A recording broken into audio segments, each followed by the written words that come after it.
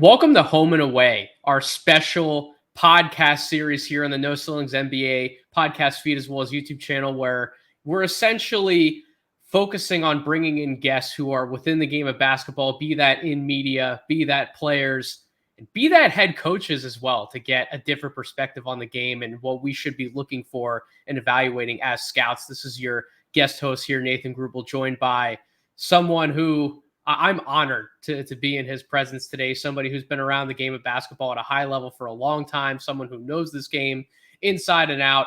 Another person within the Ignite program is going to help give a little bit of context as to the level of play within the G League, as well as some of the major prospects we're likely to hear called.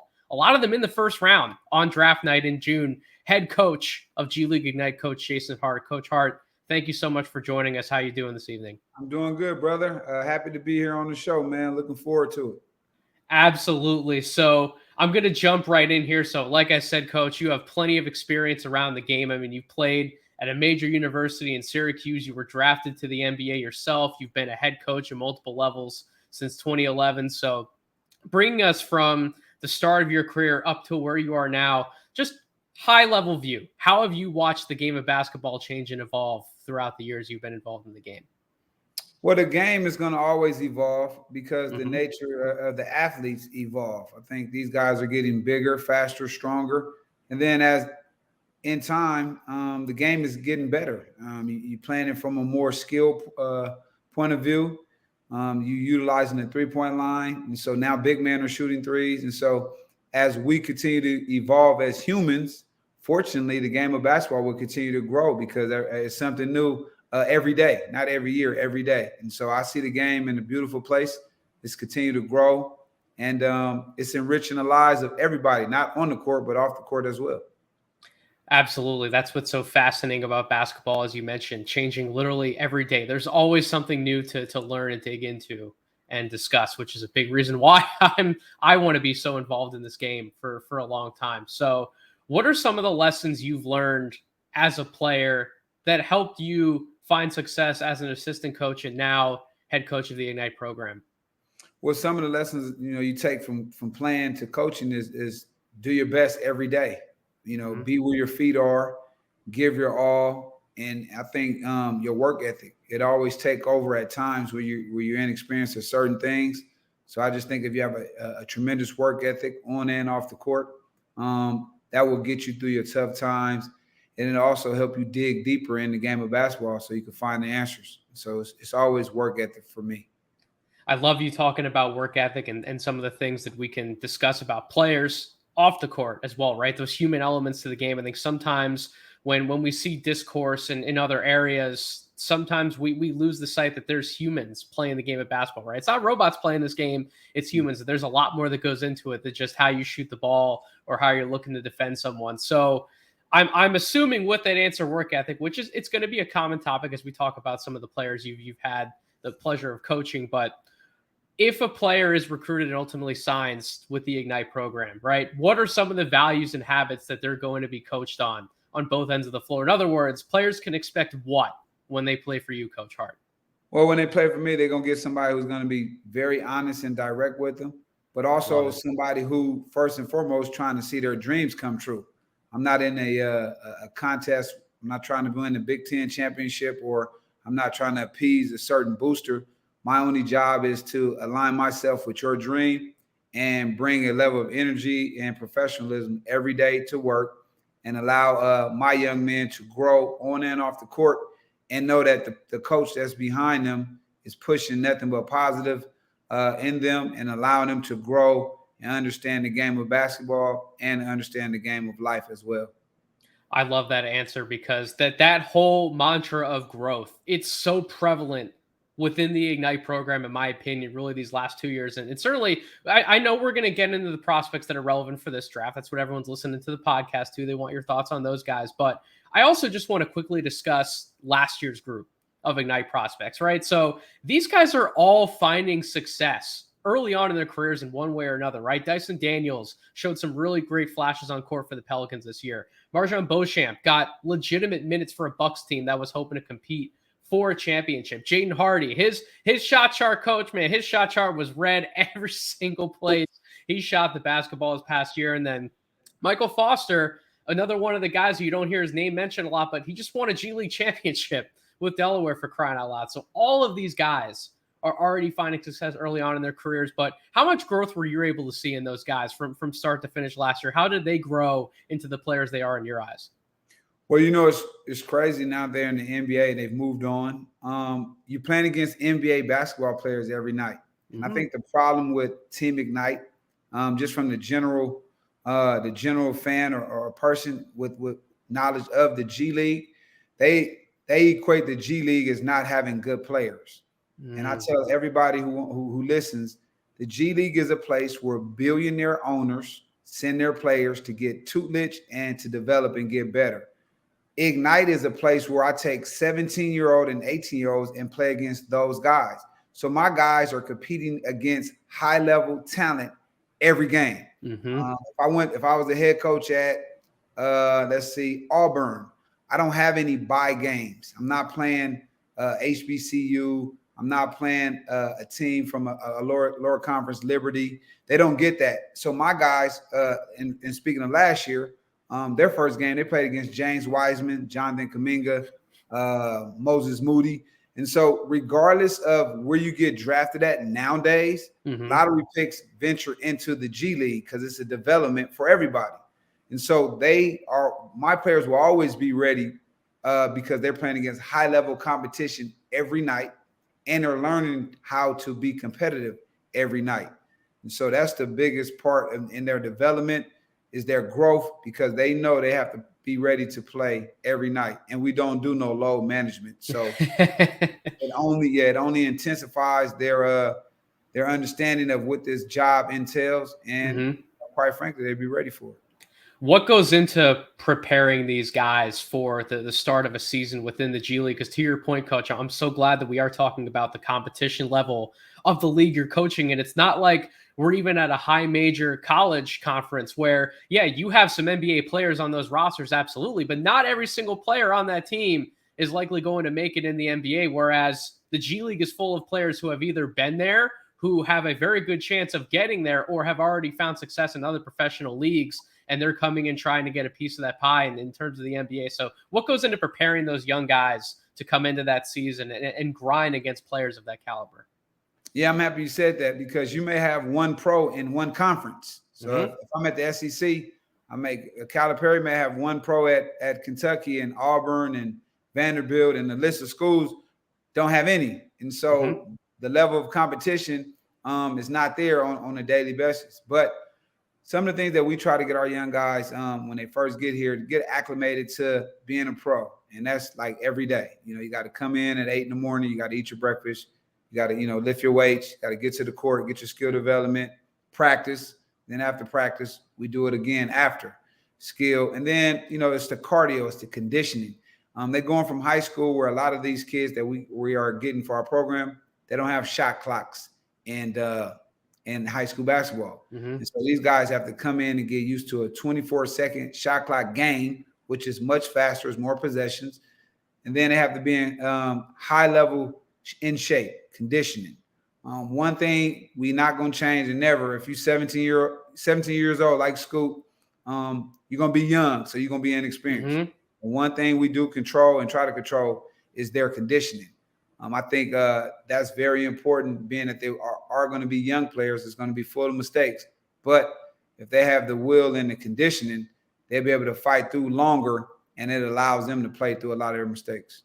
Absolutely. And conditioning, you hit it right on the head, right? Playing at the faster pace that you guys do in the G League compared to college teams. I mean, that has to be there 100%. Love that answer from you. So one fascinating storyline from last season, from my perspective, looking inwards, Pooh Jeter and I, we talked about this when I had him on the podcast. Shout out to Pooh. He was one of the best podcast guests I've ever had on, period.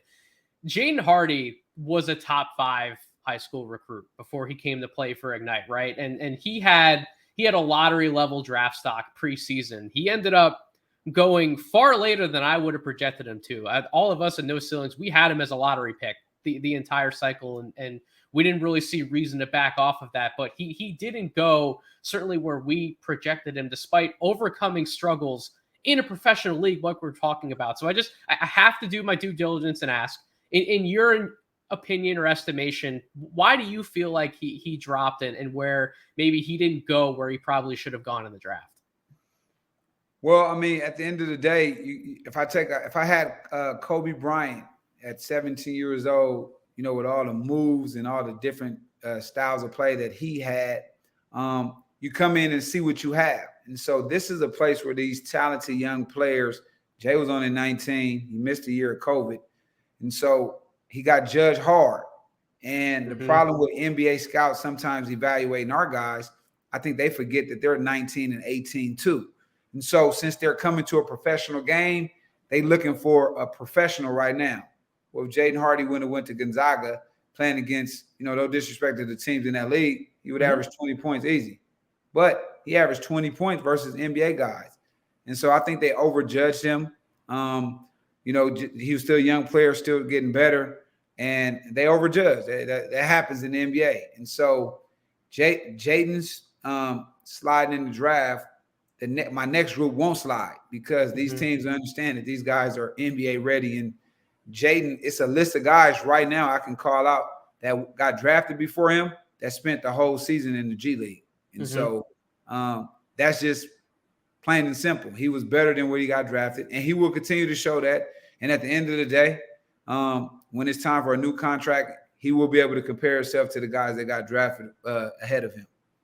So this year's class, right? You had a very talented group of prospects that you were able to coach this season. Obviously, it starts with Scoot Henderson, and we'll certainly get to him in a second, but also Leonard Miller, Sidy, Sissoko, Mojave King.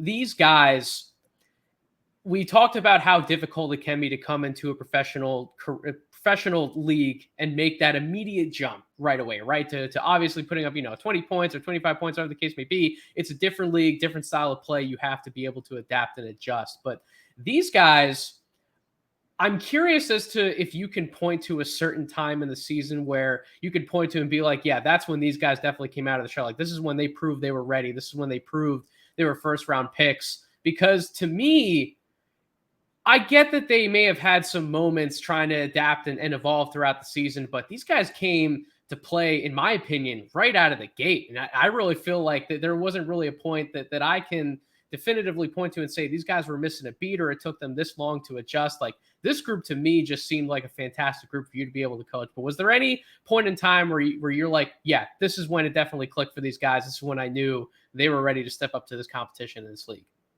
Well, for me, man, it always starts with their work ethic. Like, you're going to have struggles. Like, James Harden just struggled the other day in Joel Embiid, right? That's just normal. It's basketball.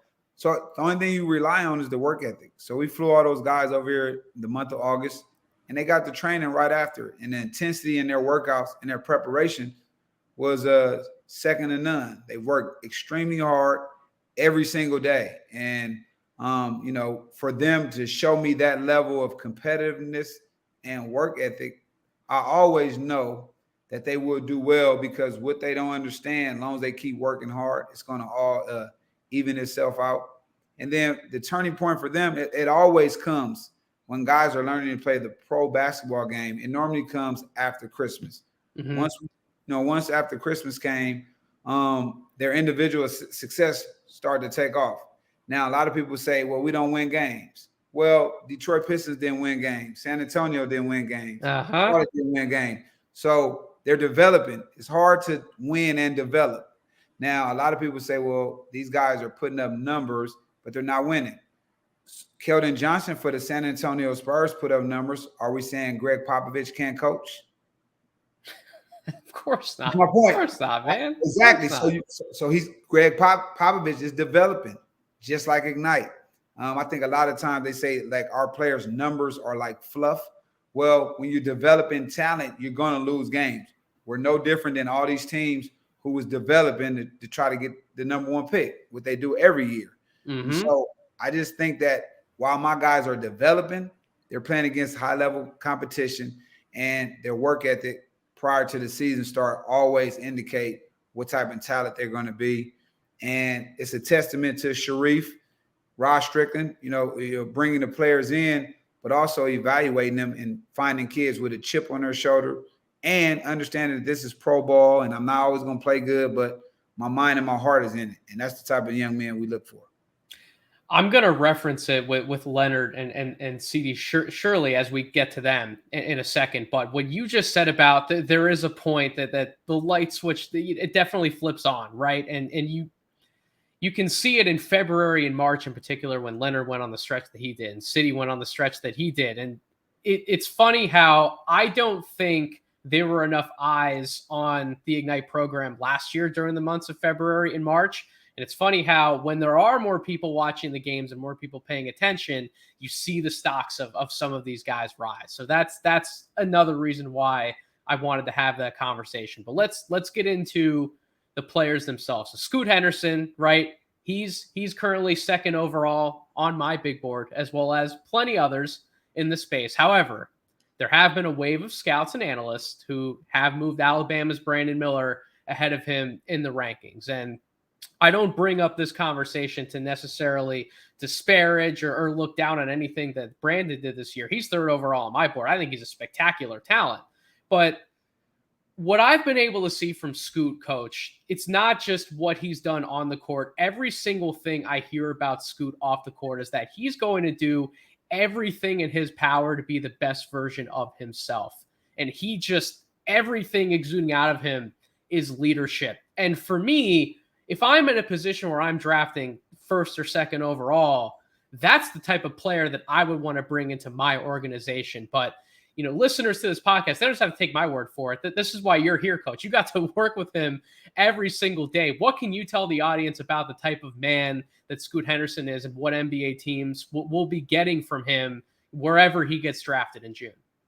Yeah, well, he was from day one, the first time I met him was last year at Walnut Creek, 17 years old.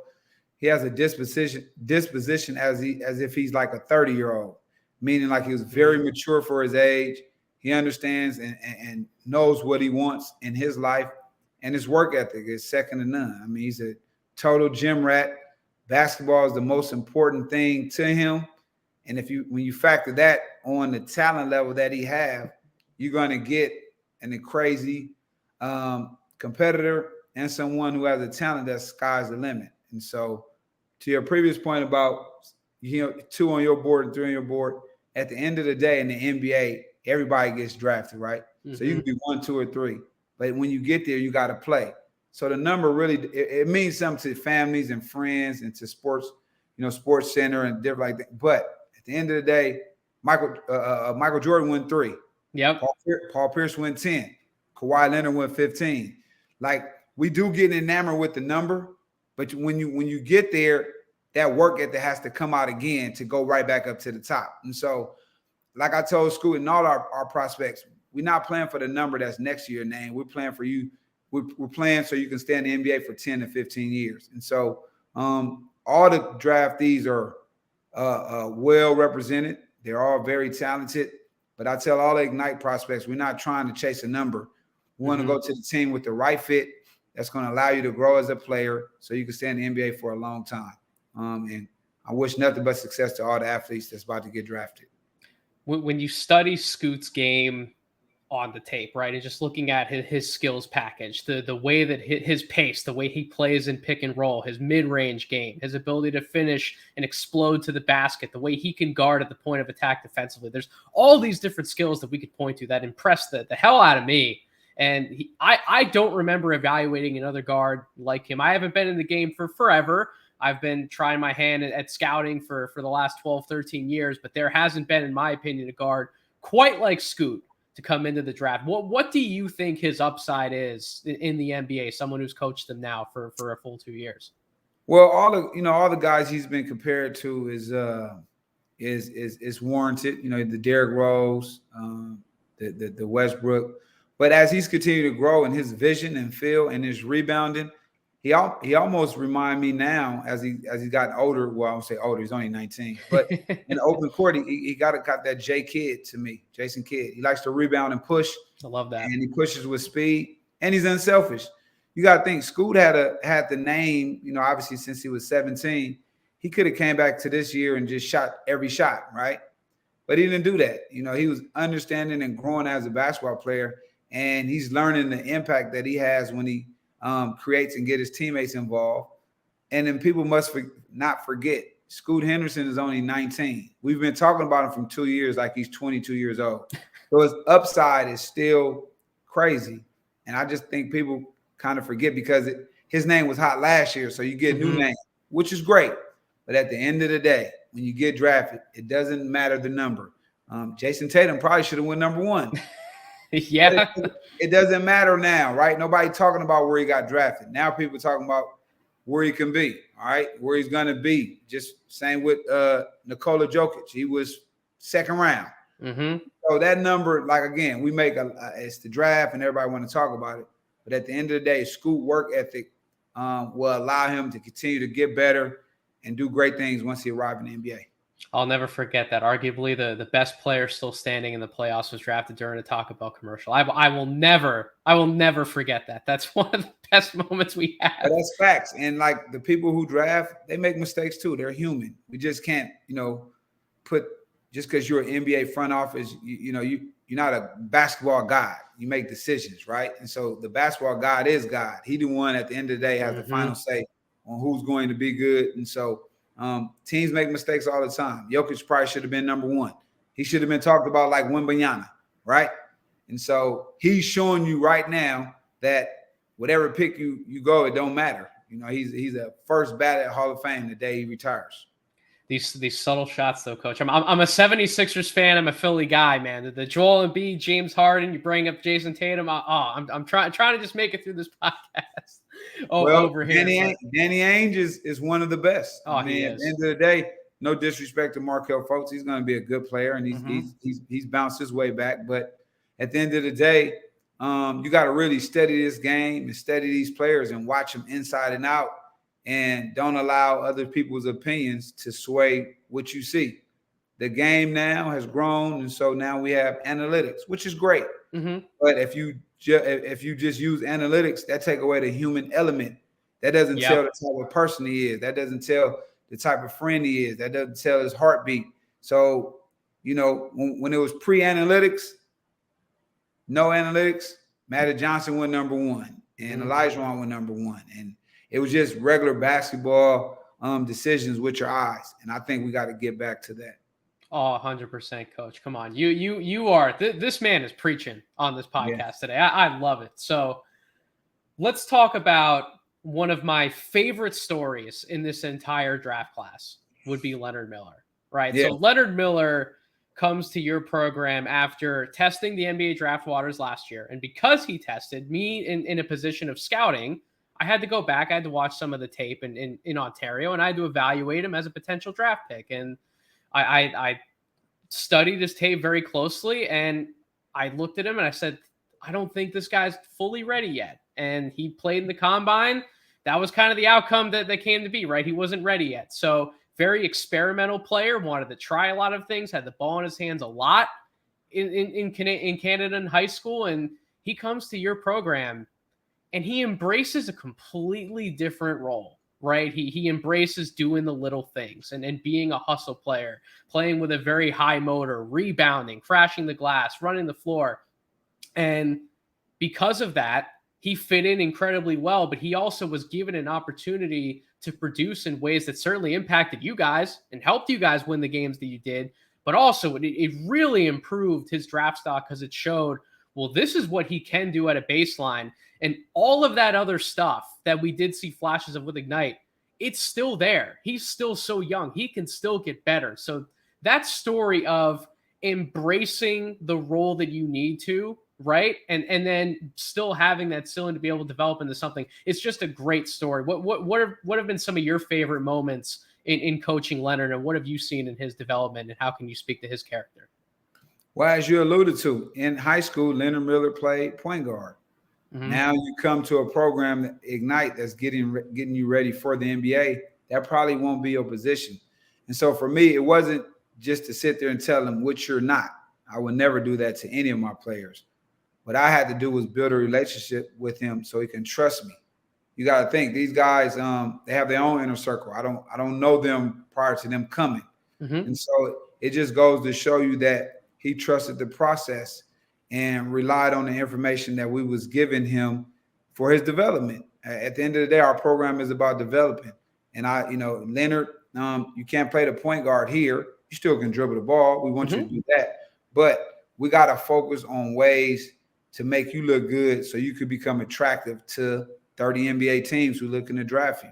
And that's all we try to do is put these guys in position to what the NBA deems a draftable player. He bought in. He was a great young man, high character, high class individual, and he trusted the process. And so he wanted to score. So these are the ways you can score. And he bought into it, and he figured out that. And last year, Dyson Daniel was my player that took the biggest jump. And this year, Leonard did, but Leonard's jump was bigger than Dyson's. And so it's a testament to his work ethic, and him believing in the Ignite process. Leonard strikes me as the type of player you want to have on your roster at the next level, because at the end of the day, teams just need someone who's going to muck things up, right? Someone who's going to crash the glass at a very high level. Someone who's going to be able to block shots and play passing lanes and guard multiple positions at a high level. Yet I still haven't seen on quite a number of boards, and I know you're not about the number 100%, but I still haven't seen him jump up to where I feel, at some point, you just have to take a guy who you trust to come in and do the hard work, right? Like, how do you feel like Leonard's value should be seen around the league in the different situations he can come in and impact? Like, how do you see him fitting into the NBA once he gets drafted? Well, first of all, I on my own board, since everybody have a board, so I played in the league too. I played high-level basketball. I have my own board too. So Leonard, to me, is a lottery pick, right? Okay, so yep. Your eyes may not be better than my eyes, but I respect your opinion, and people can respect mine. He's a lottery pick to me. And so I feel when he does get to the NBA, his game will translate to Lamar Odom light. He has the same ability, same size, same left hand, same everything. What he does right now at a high level today is rebound. He rebounds and run the floor. Two things that young bigs need to do regardless if they're getting the ball or not. So those are two things right now today that he can bring to an NBA team. As he continues to get stronger, understand the NBA game even more, his game is going to take off because he's a multi-dimensional forward that can pass, dribble, and shoot. And with his size, he can easily slide to the 5, and that gives his team. That gives his team versatility. It gives him versatility, but it also allows him to do multiple things on the court to where in the end he can help his team get victories. Yep, that small ball 5 or backup 5 starting 4. You say small ball 5. Leonard measured last year in Chicago at 6'11". Yep. So and he's going to keep getting bigger too, which is the crazy thing, right? So 6'11" is not small ball. Like Draymond Green 6'7", that's small ball. Yep. Leonard Miller is 6'11", and he's a 19-year-old young man. So by the time he's 24, 25, if you watch the body of Giannis, if you watch the body of Anthony Davis, you watch Chris Bosh as they continue, even Lamar Odom, as you get older, your body is going to get bigger and stronger for your new job. And so what we're looking at Leonard today, in 2027, he's going to be a totally different basketball player with the same skill set. And so he's a scary one. Again, I'm biased, when it comes to my players. And I just think that whatever team does draft him, they're going to get a special talent and a very special young man. No, I agree 100%. He came in, he did his job, and he produced 17 and 10 in any league. That's going to get you drafted, right? Period, point blank. And he didn't, again, no disrespect to college. I went to college for 4 years. I was a college assistant coach for 8-9 years. The talent level that these guys are doing it against are different than other players. I absolutely love the opportunities that prospects are getting with Ignite. I'm happy in general that something that's coming with the new CBA is the international draft, right? Guys from overseas are going to be able to have a chance to play in the G League for multiple years, just like what you guys are doing. That I just love the opportunity that's coming in to basketball right now in general at this level. So another player who I have a first round grade on, in my opinion, I think has a very legitimate shot to go inside the top 20 would be Sidy Sissoko, right? And he's a player Not many knew about him before the draft cycle started, but once he got a chance to really showcase what he could do for Ignite, boy, 6'7", 6'8" wing who can handle the ball. One of the best live dribble passers in this class, period, right? His vision off the dribble is crazy. His defensive ability, his versatility. There's so many different things he can do on the court. Even if I'm not as confident in his consistent scoring today, I think that what he has shown is that he's going to get better at that. And if he does, he just checks so many other boxes for an NBA team, right? But what has it been like to watch Sidy's development within your program? And what do you see for him both now and in the future? Well, he was on point with your eval. He's a big wing that scores in transition. He's an open court scorer right now. His three-point shot is streaky, which is normal for any 18-year-old. That's normal. That's nothing. There's no alarm on that. I brought up this to Pooh and I had him on, and actually in a conversation off the podcast as well, we were talking about some of the research I've done over the last about 5-6 drafts, and the average three-point percentage of players coming in is usually about that 30 to 31% mark. So it's not 34 to 35 like everyone would ideally want it to be. These guys aren't coming in to the NBA always shooting the lights out. So it is something everyone gets better at. I mean, it's the last skill that you develop. Now, some people do come in with it, but that's nothing but reps and time, in the gym. But Sidy, obviously he's a high-level passer with tremendous confidence in his passing ability. He has a mean streak. When I say a mean streak, when he drives to the paint, he's using his physical body to try to punish the defender.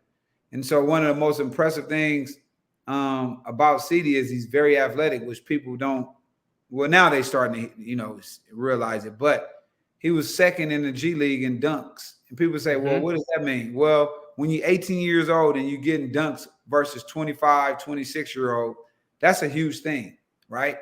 And so that's what he's going to bring to an NBA team. He has a world of talent, but he's very creative. And as his game continue to define and he continue to get more comfortable with America, the language, a team going to get another steal. European big wing that like to pass, that means every team need one of those because he's a ball mover. He's not a ball stopper. Absolutely. So there's one play that he did this past year. I will never forget when I was actually watching the game live. I'll never forget when I saw this. So he grabbed a rebound, looking to push the ball in transition. Defender met him at the free throw line, hit him with the slick behind the back dribble, went full speed, accelerated down the court, and posterized somebody else on the other end. If that's not a testament to how athletic this guy is, I don't know what is, right? So when people see that clip, they'll say, oh, it's just the G League. And you won't give respect to who's in the G League. It could have been on Jordan Poole. Would that would have made it right? It could have been on James Wiseman. Would that would have made it okay? It could have been on Gabe Vincent, who's playing for the Miami Heat. Would that have been okay? It's like people disrespect the G League because it's the minor league, right? Only reason why we created this league is because it's not enough NBA roster spots. At the end of the day, it's not enough NBA roster spots. So they created a place where young players can develop. But he did that at 18 years old. And so I just think when that 18-year-old turns 25, he's going to continue to grow. How much better will he be from 18 to 25 years old? It's actually scary. He could certainly take an astronomical leap within a few years, within the right program to develop the skill set that he has and give him opportunities to further grow. And absolutely. A lot of teams got to do got to develop as well. It's, every team is not developing their draft picks. Let's just be clear. It's no disrespect to no team because the NBA is an honor, but let's just be honest. Every player that get drafted, first round, second round, they're not getting developed, and they end up in the G League, and a team move on for them. So it's not everybody having this elite level programs where they're turning out second round, 35th picks into rotation starters. And I just think that we got to get back to some of that. One of the best things that one of my mentors, Coach David Thorpe, says all the time is that there is talent everywhere across the NBA. There's talent in the G League. It's about coaching them up and empowering them as players to continue growing. I love that. Love that answer. That's why we got to give Coach Eric Spoelstra in Miami. He's playing with 4 non-drafted guys. And so my thing is none of those guys got drafted, but this summer they're all going to be a lot of teams are going to try to sign those guys over their drafted guys. And so we got to start eliminating those mistakes and drafting these seniors and draft what we see. Coach, you've done this podcast thing one a time before, certainly, because that was like the most brilliant segue into the last player who we can talk about, who you got to coach. Mojave King has become a deep sleeper in this 2023 draft. I know I've certainly held on to some stock. One of our other guys in No Ceilings, Tyler Ruckers, held on to some stock, but a lot of people don't really have him inside the top 60 of their boards. Now, he is playing out at the Combine this week. He's getting a chance to show NBA teams that the shooting slump that he had with you guys, some of what even went back to his days in the NBL, it's just a slump. At the end of the day, he's still a shooter, high-level cutter, sees the floor well on both sides. He still has something to prove in this Combine. So you just talked about why it's important to evaluate all talent, not just who can go in the first round, talent all the way out to whoever else has a chance to go in the Combine and beyond. You have to evaluate everyone the same. Why should people stop sleeping on Mojave King, and what can he bring to an NBA franchise? Well, I don't think people are sleeping on him. I think the NBA world knows who Mojave King is. He's got, like all young players, he has to continue to refine his jump shot and become a more consistent shooter. Mm-hmm. But in the meantime, find other ways to be effective and make yourself a draftable player. Like you said, he's a high-level cutter with a tremendous vertical. I think he had a 42-inch vert yesterday in Chicago. And he got to be, continue to get stronger, bigger, and become a dog on defense. These things will carry you through games when your shot is not going. And so if he continue to work on his weaknesses and understand who he is and what he needs to do day in and day out, I think he'll be fine. Because at the end of the day, he's a 3-year pro. He played 2 years in Australia and 1 year with us. And so that's what you're getting with somebody named Mojave King, a 3-year veteran of the pro ranks. Absolutely, Coach. We've talked a lot about these players. We've talked about your experiences and things that you value that I could certainly see are coming out of these players by the way that you're coaching them. But is there any other parting words, any last things you want to say about the Ignite program in general, where it's at now, where it's going, anything at all you want the audience to know about what you guys are doing with Ignite? Well, with the Ignite program, it's fairly new. I mean, you got to think the program's only been around for 3 years. And anytime you have something new, people are always going to take shots at it because it's not the norm. So now we're recruiting against Carolina and Duke and all the blue bloods. So it's an uncomfortable situation because people don't know about it. So if you don't know about something, you just talk negative to it. But we're going to continue to grow and build and develop young men character-wise, making sure their mentals is correct when they leave our program, making sure that they understand it's more than basketball. And then obviously people don't know that our kids are in school. They take online classes at Arizona State. And when they do go on to get drafted, their degree is paid for. So anytime they want to stop and take classes, that's up to them and that's at their discretion and time, but we do pay for it. And so you can be a one and done at Duke or you can come be a one and done at Ignite. We're going to still look out for you. This is their alumni. And at the end of the day, we're producing high-level talent, from Jalen Green to Kuminga to Dyson Daniels, Marjan, Hardy, Scoot, Leonard Miller, Sidy, Cissoko, Mo King. Like, it's a place where a lot of talent and people have to recognize that we're over here doing some good things. I'm just happy to be a part of the program. I agree wholeheartedly, Coach. This is certainly a program where, despite any skepticism people may have, the program's working, right? Guys are coming out of this program better. They're getting drafted, and they're producing at the NBA level. And at the end of the day, that's what it's all about, right? Making sure these guys are ready to come in, contribute from day one. That's what it's all about. Nothing else matters. Just being able to be ready day one in the NBA, and that's my job, and that's what I take pride in doing. Absolutely. Well, Coach, this was an honor and a privilege to have you on this podcast. So thank you for taking some time to speak with me today. And certainly thank you, everyone out there, for listening to this podcast and all the others we have on the No Ceilings NBA podcast feed. You can find it and subscribe wherever you get your podcast, Apple Podcasts, Spotify. Subscribe to our YouTube channel. Most importantly, make sure you're locked in to NoCeilingsNBA.com, written draft content every single day, Monday through Friday. By the time you're hearing this podcast, it will have already been lottery week. So you have big boards, you have mock drafts, you have everything brand new to check out with everything that was going on with the lottery. But you can find me on Twitter at Draft Deeper. You can find No Ceilings on Twitter at No Ceilings NBA. Until we meet again on this podcast feed, thank you all so much for listening. I hope you all have a wonderful rest of your week.